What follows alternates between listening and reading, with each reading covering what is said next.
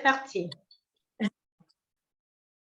Bonjour à tous, bonjour chers abonnés, bonjour chers frères et sœurs, bonjour, je suis Sylvie du Cœur d'Union.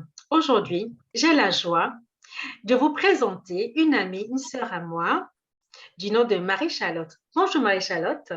Bonjour Sylvie et bonjour à tous. Comment Je vas-tu? suis ravie d'être là. Mais moi aussi, je suis ravie de t'accueillir. Alors, Marie-Charlotte est comédienne, chanteuse, pianiste. Vous la verrez principalement dans des spectacles musicaux, au théâtre, café-théâtre, à la télé, au cinéma. Marie-Charlotte prête sa voix pour les dessins animés.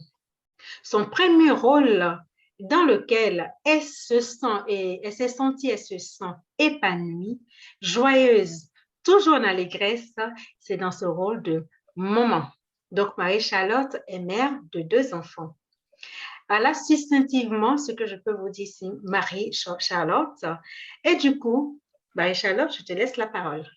Que peux-tu nous dire de toi? Pardon? Que peux-tu nous dire de toi? Bon, déjà, la présentation, globalement, oui, c'est ça.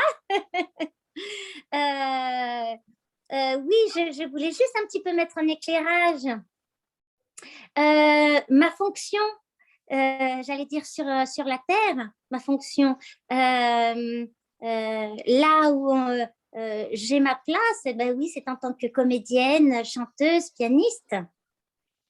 C'est vraiment ce que je renvoie. Mais clairement, mon premier rôle sur Terre et jusqu'à mon dernier souffle, c'est le rôle de maman. Bon, maintenant, mes enfants, quand même, sont de jeunes adultes, hein, mais il n'empêche que ça, je l'ai vraiment accueilli, le rôle de maman, comme une grâce, comme un élément d'évolution. J'ai évolué en même temps que mes enfants grandissaient. Ouais, ils ont été de grands enseignants pour moi, à vrai dire. C'est pour ça que je l'ai mis un petit peu en avant. Alors, qu'est-ce que je peux dire d'autre? Ben, je ne sais pas. D'où est venu, par exemple, cet amour de la musique? Alors, quand j'étais petite, je chantais tout le temps. Et ma maman s'est dit, bon, vers 8 ans, qu'est-ce qu'on va lui faire comme activité? Bah, tiens, pourquoi est-ce qu'on ne lui apprendrait pas la musique? Une annexe du conservatoire vient de se monter pas loin de chez nous. On va mettre Marie-Charlotte au solfège. Et j'ai commencé le solfège et je ne sais pas pourquoi. Eh bien, je me suis accrochée, ça m'a plu, ça m'amusait même. Là où plein de camarades trouvaient ça rébarbatif et ennuyeux, voire même dissuasif pour aller plus loin dans la musique, moi, ça m'amusait. Bien, bien, bien. Donc, voilà comment ça a démarré. Et puis, j'ai choisi mon instrument. Le piano, c'était piano ou machine à écrire. Donc, c'était piano. Il fallait que je tape sur quelque chose. Voilà. Et puis, j'ai fait les horaires aménagés, ce qu'on appelle CHAM aujourd'hui, c'est-à-dire que le matin, j'étais à l'école, en cours, et l'après-midi, j'étais au conservatoire. D'accord. Et donc, j'ai fait toute une scolarité terminée avec un bac technicien de la musique. Donc, une fois que j'ai accroché la musique, je ne l'ai plus lâchée. Ok, et j'ai vu que tu as un registre assez spécial. Tu peux nous en parler? Tu parles de la voix?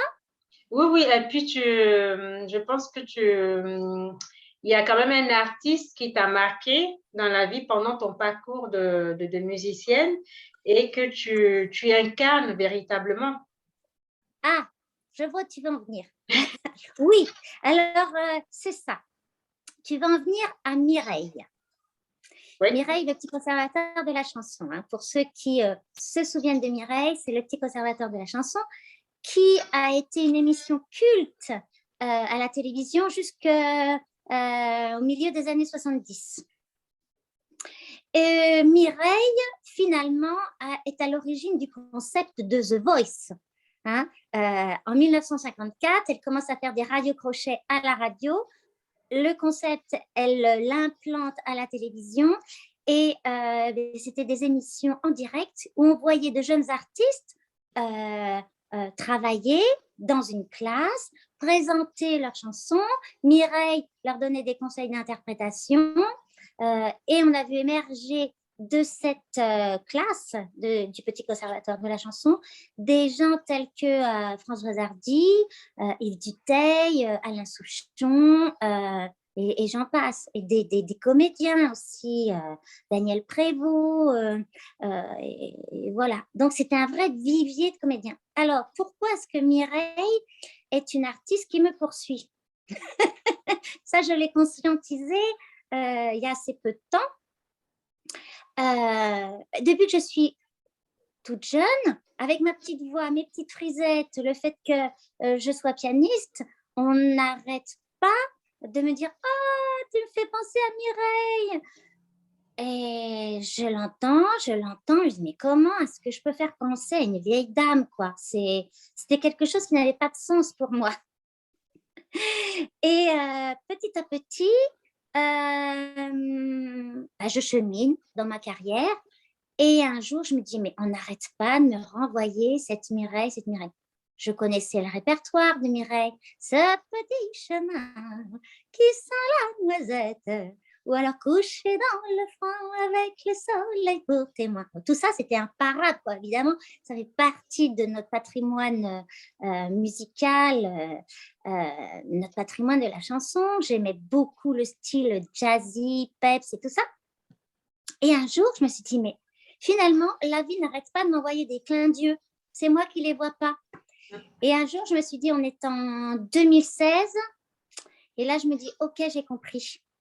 Je vais faire un spectacle sur Mireille. Parce que quelque part, oui, je suis un peu son incarnation. Il y a quelque chose qui... il y a une connexion qui se fait. On a un physique tellement rapprochant. On a un état d'esprit pétillant, fantaisiste. C'est tellement ça, finalement, les gens n'arrêtaient pas de me renvoyer juste quelque chose d'évident que je ne voulais pas voir. Et tu as conscientisé. Et que tu as fini par conscientiser. Tout à fait. Et conscientiser, et accueillir, et intégrer. Wow. Donc, du coup, j'ai acheté sa biographie. Et j'ai commencé à lire, j'ai commencé à souligner, Stabilo Bossé, ça, et je me suis dit, je vais faire un seul en scène avec Mireille. Et très vite, j'ai bien vu que non, on allait s'embêter un petit peu 1h30 avec ma pomme sur scène. Il fallait d'autres personnes sur ce spectacle, sachant que Mireille a côtoyé un nombre incalculable d'artistes pour qui elle a écrit, l'histoire du Petit Conservatoire. Donc, sur 40 ans de Petit Conservatoire, énormément d'artistes aussi incarnés. Et puis, je suis allée voir un camarade qui m'a dit, bah, évidemment, pourquoi je n'ai pas pensé avant que ce spectacle, c'était pour toi. On a commencé à écrire et ce spectacle est né. Et je suis encore en tournée actuellement, après l'avoir joué à Paris, avoir joué à Avignon. Et c'est une belle... non seulement c'est une belle rencontre, c'est extrêmement enrichissant, il y a une vraie connexion qui se passe. Et à travers ce spectacle, eh bien, tout ce que je porte en moi de lumineux, de pétillant, de rayonnant, j'ai un plaisir immense à pouvoir en faire bénéficier le plus grand nombre. C'est vraiment ça. Il y a quelque chose de l'ordre de la transmission, j'ai l'habitude de dire, de la multiplication des pains qui s'opère. C'est-à-dire la conscience de planter dans le cœur d'une personne une petite étincelle qu'elle-même va pouvoir, l'ayant reçue, planter dans le cœur de son entourage. Et voilà, et ça va faire voilà, comme la multiplication des pains, quoi. Ça, c'est quelque chose. C'est quelque chose qui m'enchante et c'est quelque chose que je vérifie. C'est-à-dire que ce n'est pas seulement mental, ça se passe véritablement comme ça, quoi, d'après les retours que j'ai. Et là, ça vibre très, très fort parce que c'est très juste ce que tu dis. Et c'est nourrissant, en fait. C'est très beau ce que tu dis parce que c'est vrai que tu sèmes un peu cette étoile de joie cette étoile qui pétille en toi, tu la sèmes un peu partout parce que moi, je le sens, je vibre là de partout quand je t'entends parler et c'est très joyeux. Je te remercie. Mm. Bah, écoute, moi aussi, je suis très contente. Je suis très contente d'être, comment dire, l'instrument de plus grand que moi, d'en avoir pris conscience et puis en toute simplicité, en toute humilité, de faire ce que j'ai à faire, quoi. Ça m'émeut, tu vois. Je commence à avoir voilà, le maquillage qui va couler.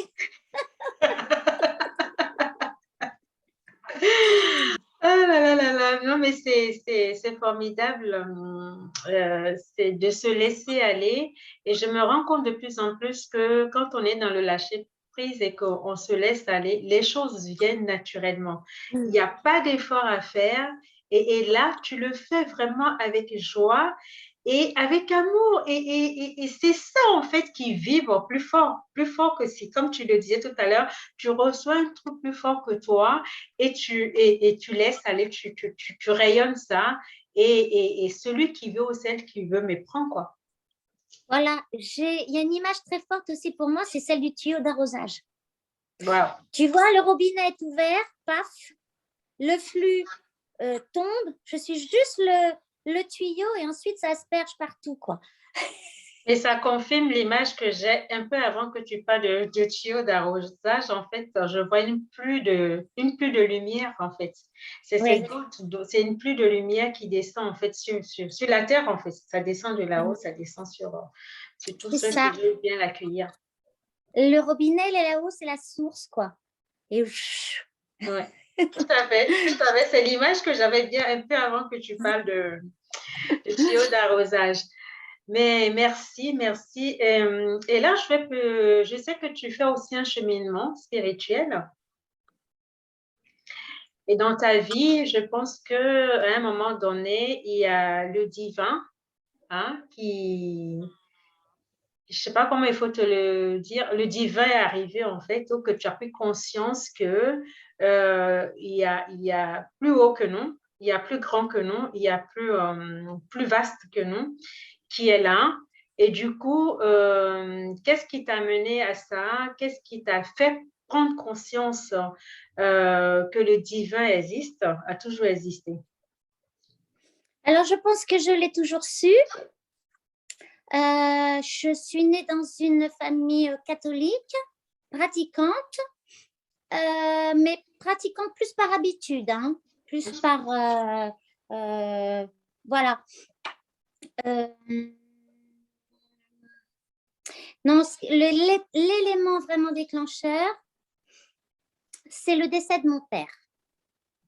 J'allais avoir 15 ans, mon père décède et on était au mois de juillet et à la rentrée scolaire, une amie m'offre un livre que j'ai pris là.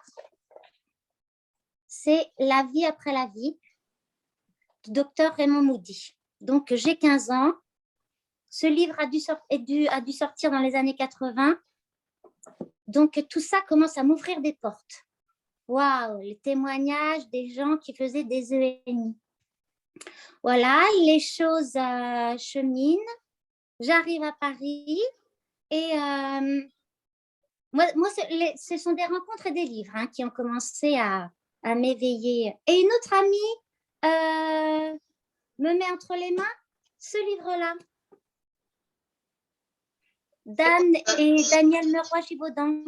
Ah oui, d'accord. Récit d'un voyageur de l'astral. De l'astral, ok. Donc, mince alors, des liens se font et voilà, je commence à avoir une ouverture, je commence à avoir je me dis, oh, mais et si c'était vrai? Oh, c'est trop beau. Et en même temps, j'étais très, très vigilante sur tout ce qui était sectaire, tout ce qui était dogme, tout ce qui était... Mais là, il y avait quelque chose qui s'ouvrait, qui me disait, mais c'est que de l'amour, c'est que de l'amour, je ne peux pas me tromper, je ne peux pas être au mauvais endroit. Voilà. Et petit à petit, eh bien, j'ai cheminé. La santé aussi a été quelque chose qui a été comme une marche supplémentaire de mon éveil. Mon petit garçon, m'a fait la grâce d'être très souvent malade. À tel point que tous les hivers, donc, il avait des traitements antibiotiques qu'on changeait tous les 15 jours. Enfin, c'était vraiment assez... moi, ça me prenait vraiment au cœur. Et là, je me suis dit, OK, mon fils, à travers la pathologie, il essaye de me dire quelque chose qu'il ne peut pas me dire autrement. Et j'ai commencé à voir tous les thérapeutes possibles et inimaginables, en commençant par les plus traditionnels, je veux dire classiques, et en continuant sur les plus improbables, chaman, voyant et compagnie. Et ben, ça a été pour moi un vrai écrou d'évolution, parce que du coup, en cherchant à travers la pathologie et à travers l'expression de mon enfant, j'ai ouvert de nouvelles portes. Et le chaman que j'avais été voir pour mon petit garçon est devenu un ami. Je l'ai suivi dans des formations sur le féminin sacré, sur les utacidations, toutes ces choses-là. Et puis, comment dire, les choses ont progressé comme ça pour moi, quoi. Je me suis aussi intéressée à comment dire, du développement personnel. Oui. Donc, toutes des techniques de développement personnel comme la CNV, communication non violente, la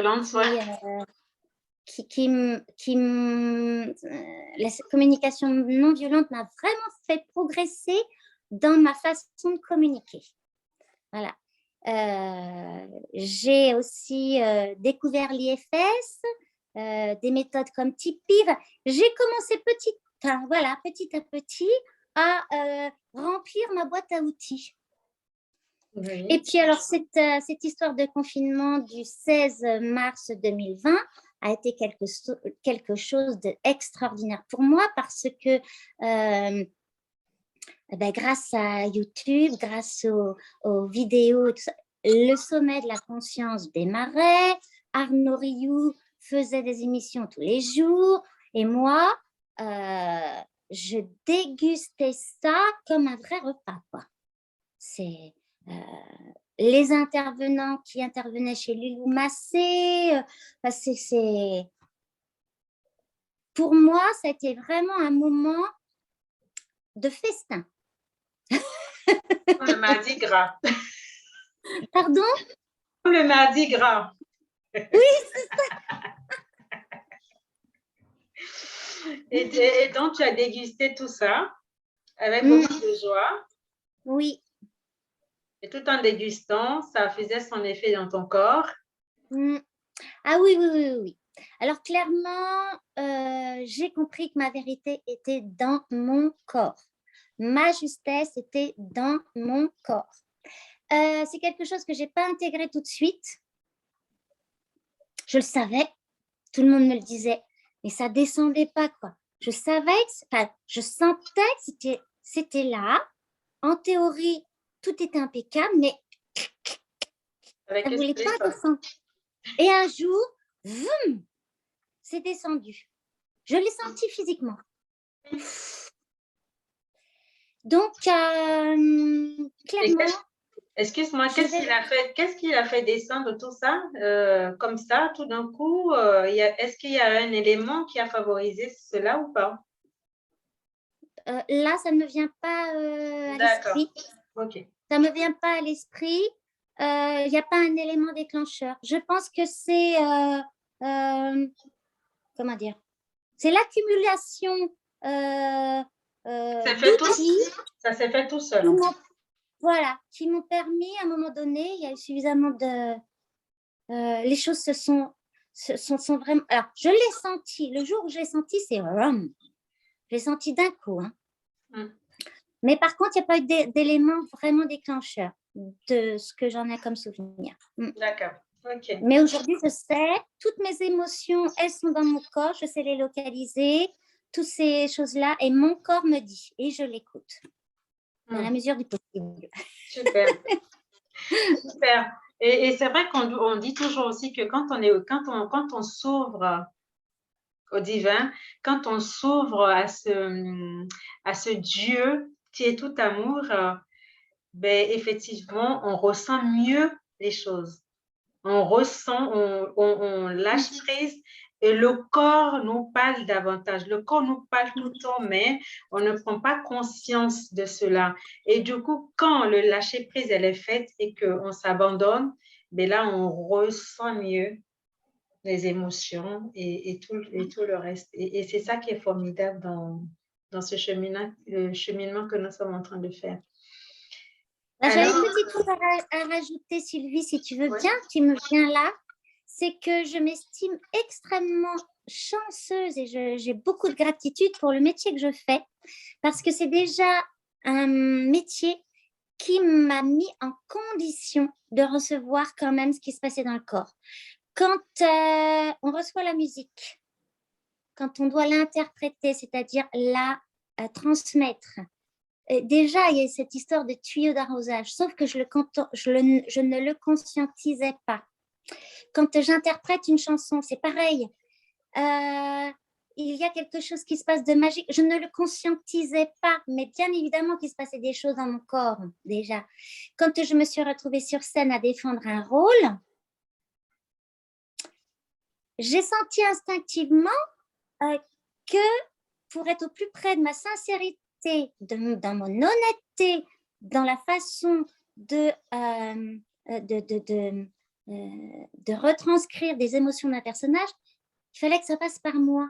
Donc, il y a un travail d'introspection que je faisais, que je sentais nécessaire à faire pour être au plus près de ma sincérité, mais sur lequel je mettais aucun mot autre que bah, c'est ça être professionnel, quoi.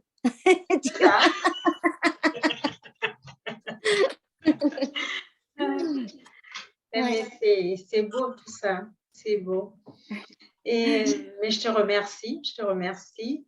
Et là, j'aimerais te demander qu'est-ce que le mot carême te dit? Alors, tu veux vraiment savoir ce que le mot carême me dit? Ça me renvoie à, comment dire, comme je te disais, à ma famille, avec, catholique, pratiquante, pas particulièrement, alors pratiquante pour ce qui est d'aller à l'office, mais pas particulièrement pratiquante à la maison, c'est carême, non, voilà. Donc, ça me ramène à, bon, il faut encore aller à la messe, ces choses-là. Donc, en gros, ça ne m'évoque pas grand-chose. Tu vois, si, ça m'évoque quelque chose qui est beaucoup trop lié à la religion catholique. La substance même du carême,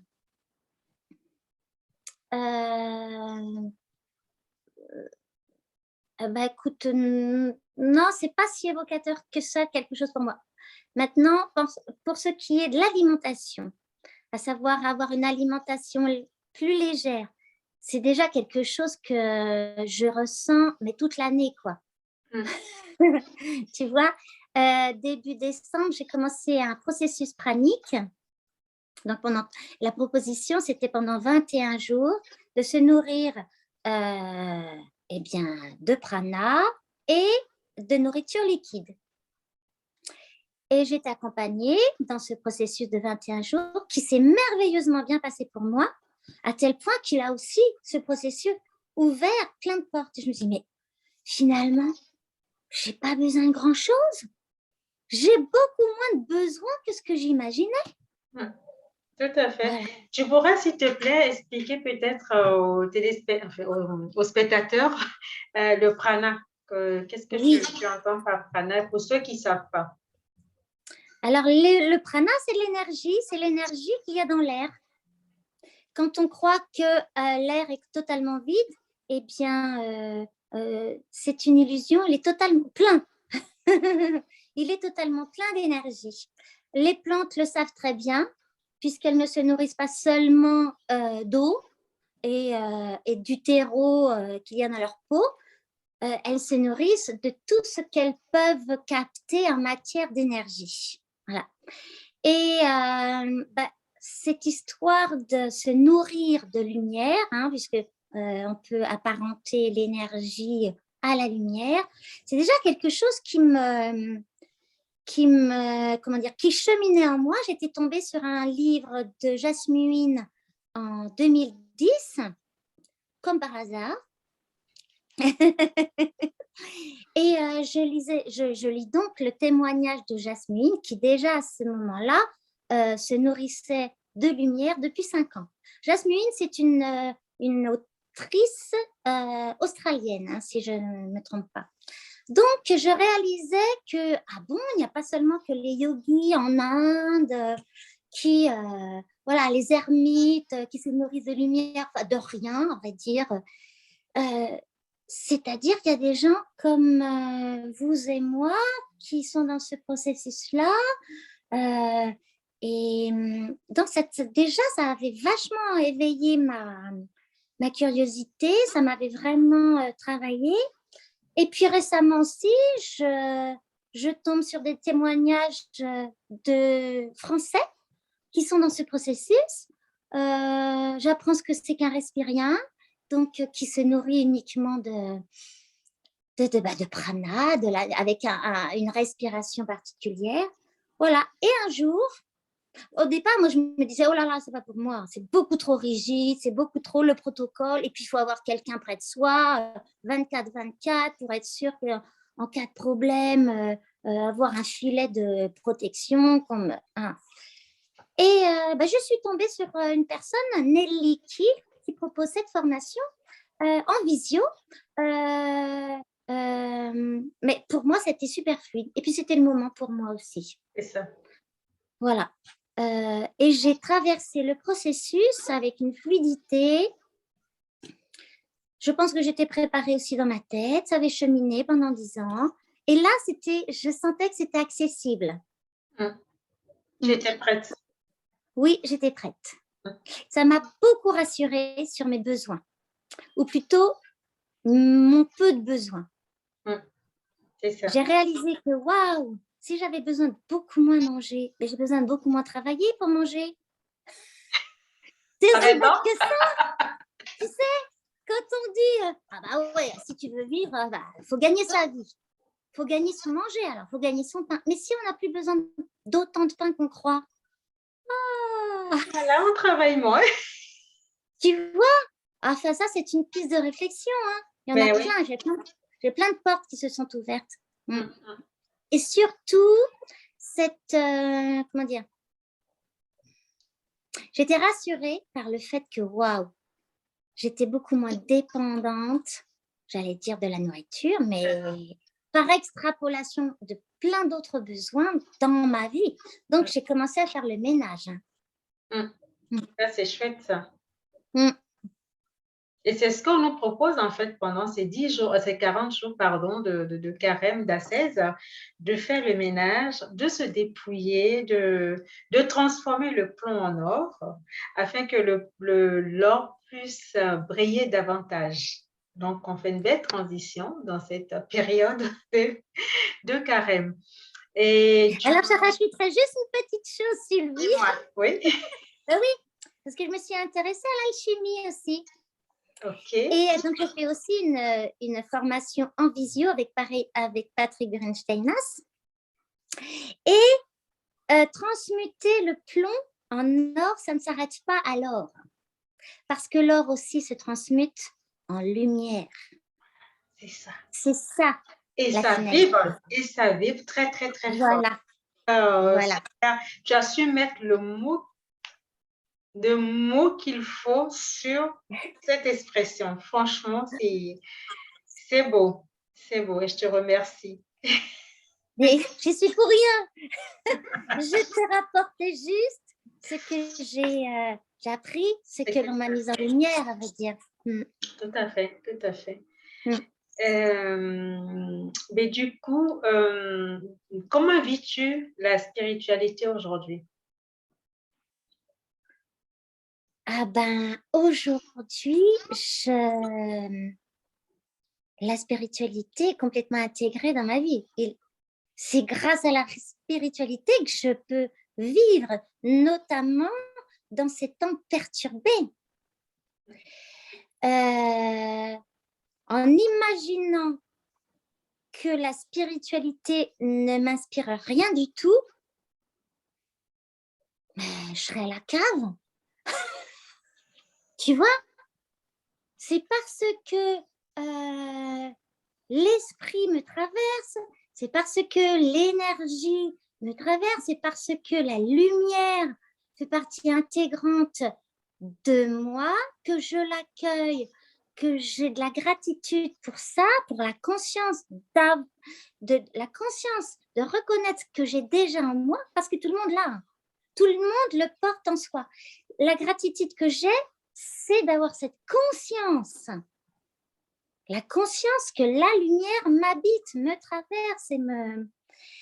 Eh bien, donc la spiritualité, c'est tous les jours. La spiritualité, c'est dans une fleur qui s'ouvre. Oh, c'est l'émerveillement constant de ce que j'ai sous les yeux, déjà, sans aller chercher plus loin. Moi, un brin d'herbe m'émeut, tu vois.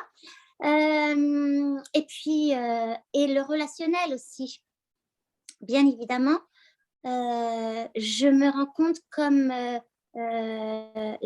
comment dire, le relationnel a évolué pour moi, c'est-à-dire que ce que je vais chercher dans la personne, c'est véritablement aller toucher son cœur du bout du doigt, hein. C'est-à-dire en face de moi, j'ai un frère, j'ai une sœur, c'est la vibration, voilà.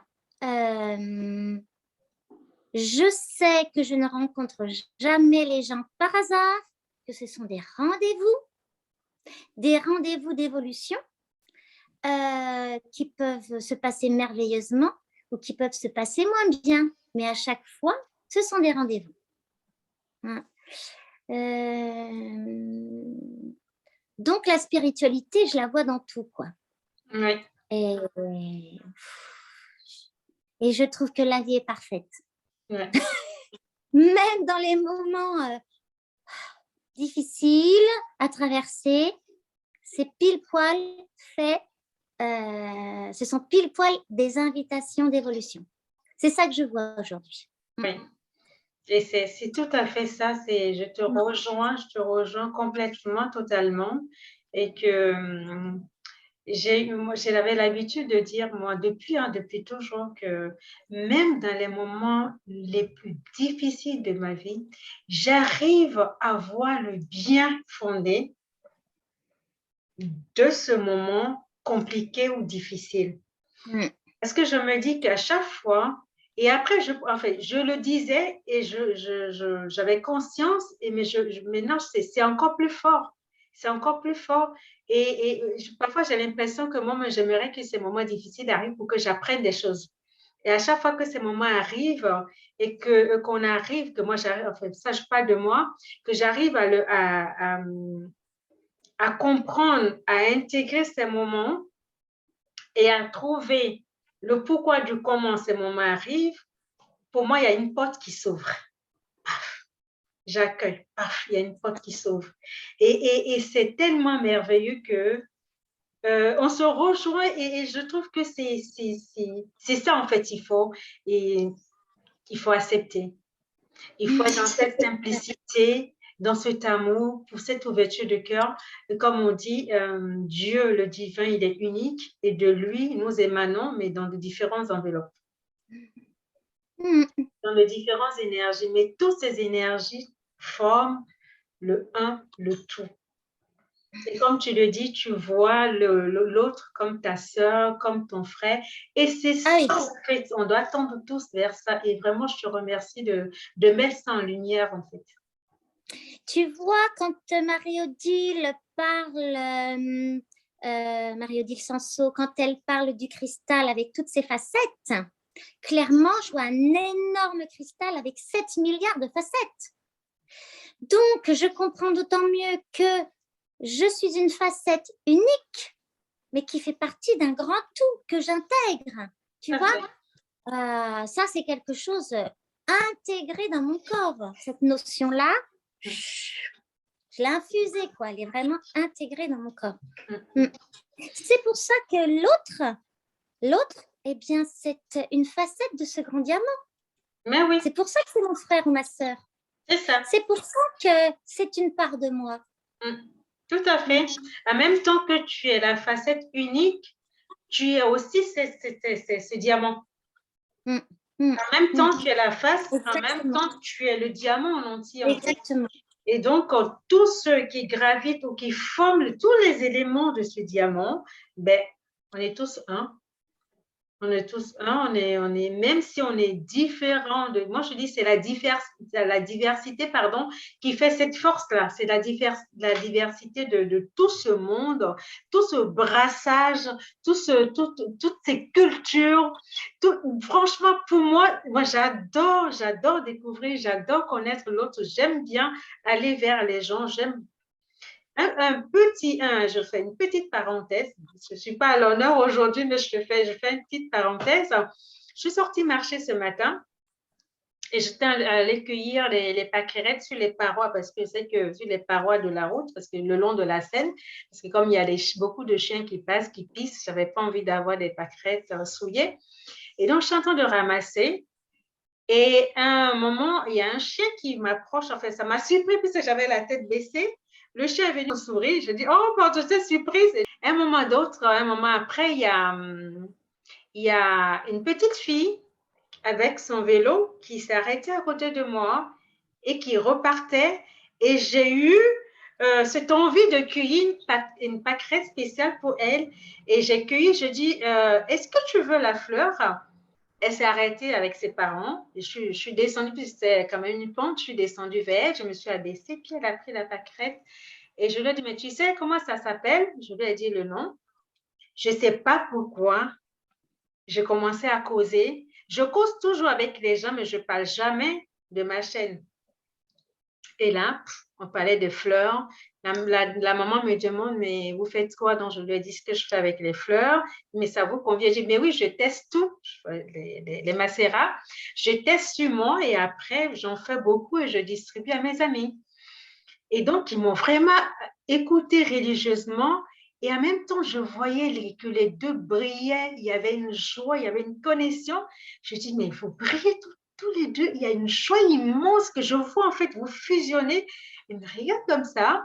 Et en fait, elle était un peu gênée par le soleil. Donc, je lui disais vraiment ce que je pensais. Je dis, ah, vous savez, moi, quand j'ai la joie comme ça, avec tout ce qui se passe dans le monde, je demande aux plantes de capter cette joie par leurs racines et de communiquer à toutes les plantes de la terre. Et je demande à l'air d'accueillir cette joie, puisque l'air est partout, que l'air puisse communiquer cette joie à l'humanité.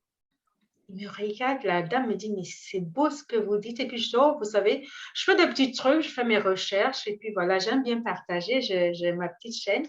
Ils ont pris le nom. La dame dit, je regarderai après. Et puis, je dis, écoutez, je ne vais pas prendre encore trop de votre temps. Je vais y aller. Et la petite qui me dit au revoir, qui me fait. Mais en fait, le fait de me faire le bisou, mais je l'ai accueilli, mais dans tout mon corps. Ça m'a fait tellement vibrer. Elle ajoute, je t'aime. Oh là là. Ouais, c'était un... Tu sais, c'est du pur spiritus que tu as reçu et qui s'est échangé, du pur spiritus. Et le papa, je n'avais pas entendu en fait, et le papa m'a dit, il vous a dit quelque chose. Elle a répété. Je dis, moi aussi, je t'aime. Et le prénom de la fille, c'est le prénom de mon frère aîné. Oh! Ah, c'est merveilleux. Et voilà, une petite parenthèse pour dire qu'on est vraiment un corps. Et cet amour, on doit le rayonner, franchement. Très beau. Beau C'est cadeau. merveilleux, dis donc. Quelle jolie, quelle belle matinée, quoi. C'est ça.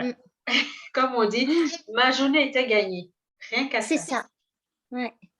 Parce que, Sylvie, tu as le regard pour le voir. Tu comprends, ça c'est une grâce aussi. Tout à fait. qui nous est accordée. C'est d'avoir comme si on chaussait des lunettes spéciales qui voient ça. Tu comprends? C'est une grâce de pouvoir avoir ce regard-là. Ouais. Il est à la portée de tous, mais qui les chausse ces lunettes qui permettent de voir? De plus en plus, moi, alors peut-être c'est par rapport à mon évolution, j'imagine que oui, j'arrive à faire des retournements. Pour la même situation, la base, c'est voir le verre à moitié vide ou à moitié plein. Hein. Donc, pour la même situation, le même verre, donc qui va le voir plein, qui va le voir à moitié vide. C'est ça. Ça, c'est la base du retournement. Bon. Mais pour chaque situation, il y a toujours, aussi comme la pièce de monnaie, il y a toujours l'autre face. Le revers, oui. Voilà. Donc, qu'est-ce que je décide de regarder? Qu'est-ce qui est plus léger pour moi? Donc, vers quoi je vais? Quel est mon choix? Et comme on dit toujours, on a toujours le choix. Toujours le choix de choisir le bien ou le moins bien. Alors, attention, les choix ne sont pas toujours faciles. Hein. Ça n'est pas du tout ce qu'on dit. Hein. On est bien d'accord. On est bien d'accord là-dessus. On est d'accord là-dessus. On n'a jamais dit que les choix étaient faciles. Par contre, on a toujours le choix et le non-choix en est un également. Tout à fait. Tout à fait. D'où il est important, en fait, de mettre notre divinité en avant. Et quand on donne la carte blanche à notre divinité, elle fait ce qu'il faut pour nous. Et parfois, c'est vrai que parfois, on ne comprend pas tout de suite le pourquoi du comment, mais avec un peu de recul, on se dit, mais tiens, mais heureusement que cet événement m'est arrivé et que j'ai pu faire face parce que ça m'a fait grandir quelque part, ça m'a fait ouvrir les yeux quelque part sur un certain nombre de choses et que cette ouverture s'est fait grâce à cet événement qu'on a rencontré à un moment donné de notre vie. C'est ça qui est pétillant dans notre incarnation. Et moi, je trouve que la vie, elle est belle.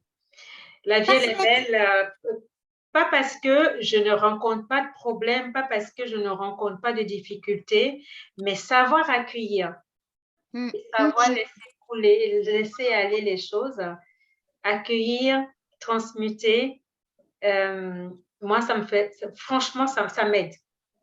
Ça m'aide avec ma divinité, bien sûr, et avec nos aides de lumière et nos parts ou notre part galactique. D'autant plus que nous venons tous d'ailleurs pour cette incarnation. Voilà, on est là aussi pour expérimenter tout ça. Et tu vois, quand tu parlais même donc des événements pas forcément faciles, mais qui nous font quand même progresser, moi, pour ce qui est de mon expérience personnelle, quand je te parle de la mort de mon père, donc j'allais avoir 15 ans, clairement, c'était un déclencheur. Et pourtant, une des pires périodes de ma vie. Je perdais un pilier, un dieu, hein, puisque mon père, ma mère étaient mon dieu, ma déesse, en tout cas mes référents, et je perdais donc un pilier. Et néanmoins, avec le recul, en prenant de la hauteur, eh bien, je me dis, waouh, c'est bien, merci papa. Ça faisait peut-être partie d'une mission de vie, je n'en sais rien. En tout cas, avec cet événement était le déclencheur d'une ouverture que je n'étais pas en mesure de voir quand c'est arrivé, au moment T, hein, à l'instant T, bien sûr. C'est ça. C'est avec le recul de la hauteur, comme tu dis, qu'on s'aperçoit que c'était douloureux, c'était fort. Parfois, c'est la nuit noire, mais après, on se rend compte que non, il fallait que ça arrive. Et c'était, comme je dis toujours, j'ai appris aussi à comprendre que c'est ça, et à conscientiser que tout ça, ce sont des rendez-vous, ce que tu avais dit aussi au début, tout ça, ce sont des rendez-vous qu'on s'est donnés avant notre incarnation. Et que après, quand le voie de l'oubli arrive et on réapprend ce qu'on sait déjà. Et c'est ce qui est merveilleux, en fait, dans cette incarnation. Quand on met toute notre conscience, en fait. Voilà. Et c'est beau tout ça. Et je vais juste te demander, est-ce que tu as d'autres choses à partager avec nous? J'en aurais 1000, hein. Il y a du temps, là. On a le temps. Oh, ça peut faire l'objet, tu sais, d'un feuilleton. On a le temps. Peut-être nous fredonner un truc, je ne sais pas. Qu'est-ce qui te vient? Qu'est-ce que... Il y a de la joie. Bonjour, bonjour les hirondelles, il y a de la joie. Nanana, je ne connais pas les paroles exactement. J'ai d'une nature joyeuse, il fait beau aujourd'hui, je suis bien avec toi. Voilà. Et moi aussi, je suis vraiment contente de cette rencontre et puis de ce que ton cœur que tu nous offres. Et ton acceptation, parce que quand je t'ai demandé, tu m'as dit, ben oui, je crois que je vais contribuer à quelque chose. Effectivement, tu es en train de contribuer, c'est une transmission, comme on avait dit, hors antenne. Et cette rencontre, moi, ça m'a permis de mieux te connaître aussi. Mais clairement, tu sais, je me lève le matin, donc j'ai quelque chose, enfin, je me fais, mais donc je rentre dans la journée qui démarre et tout ça. Je fais vraiment la demande de quelle contribution puis-je recevoir et être pour le monde aujourd'hui. Il est hors de question de passer une journée sans contribuer. Enfin, je veux dire, ça n'existe pas. Je contribue juste déjà quand j'arrose mes fleurs. Tu comprends? Donc, ça commence par là. Ça commence aussi par moi-même. Quelle contribution? Déjà, bonjour Marie-Charlotte. On se réveille. Mais comme une fleur. Tu vois, c'est comme dans un dessin animé. Je ne sais plus quel est le dessin animé où les fleurs sont comme ça, en train de s'animer, de chanter. C'est Alice, je crois, au Pays des Merveilles. Oui, c'est ça, Alice au Pays des Merveilles. Merveilles. C'est quelque chose qui me tient vraiment à cœur. Quelle contribution puis-je recevoir et être pour le monde aujourd'hui? Hors de question de recevoir sans redonner. Ça bloque. Hein? L'énergie, elle a besoin de circuler. Je la reçois, paf, je la retransmets. Au moment où tu parlais, ce qui me vient, on va le faire ensemble. On va aussi demander à tous ceux qui vont visualiser cette vidéo de le faire. Et là, en fait, c'est ce que je vois, l'image quand tu parlais, quelle contribution. Alors, nous deux, notre contribution aujourd'hui, avec tout ce qui se passe dans le monde, c'est juste que nous puissions rapprocher nos mains comme ça, faire notre bulle, une belle bulle d'amour et de lumière par l'intention. Nous allons remplir parce que là, tu sens ça quand tu rapproches tes mains. Essaie de rapprocher tes mains pour faire cette bulle-là. On peut même par l'intention ramener. Hein? Là, je vois même, c'est comme un faisceau de lumière qui quitte notre cœur, qui rentre dans cette bulle d'énergie que nous voulons faire former et remplit cette bulle d'amour, de lumière. Et plus, c'est extraordinaire, plus j'y pense, plus ça s'intensifie. Et j'ai les yeux fermés, mais je pense que, parce que je vois que mes mains s'éloignent. Ça veut dire que la bulle s'élargit, la bulle grossit. Et nous allons mettre tout notre amour et notre lumière dans cette bulle. Voilà. Et là, elle prend de la grosseur, elle prend, mais on envoie.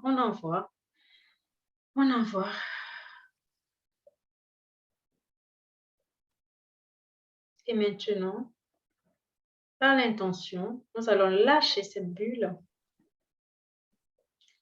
Et cette bulle, on lui demande d'aller semer l'amour et mettre de la lumière là où il faut dans l'univers. Je pense spécialement à tout ce qui se passe actuellement en Ukraine, dans les pays en guerre, dans les pays qui ont besoin, à tous les endroits où on a besoin d'amour et de la lumière, voilà, que cette bulle aille ensemencer ces endroits.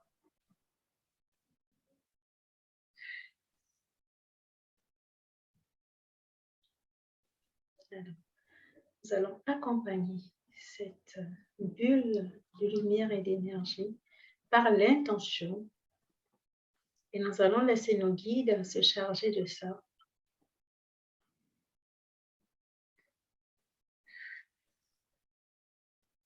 Merci. Merci.